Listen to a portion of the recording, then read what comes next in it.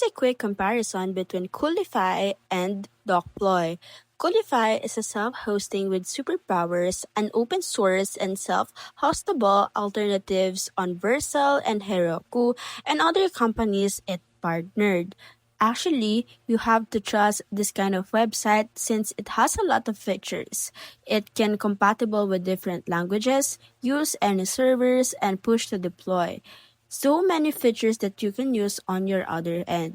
Now, on the other hand, on Dokploy, you can actually total freedom and ease. You can streamline your operations with your all-in-one platform. It is also accessible on GitHub and Discord, so you don't have to worry where are you going to get this kind of website or application. As you can see, it also has a lot of features. Here's a table for a concise comparison. For maturity and development, Coolify is more mature and popular with a larger community, while Dokploy is newer project but rapidly gaining traction. For user experience, Coolify is feature-rich and powerful while Dokploy is sleeker and more intuitive. And for the resource and focus, Coolify can be more resource intensive while Dokploy generally more lightweight and efficient in resource usage.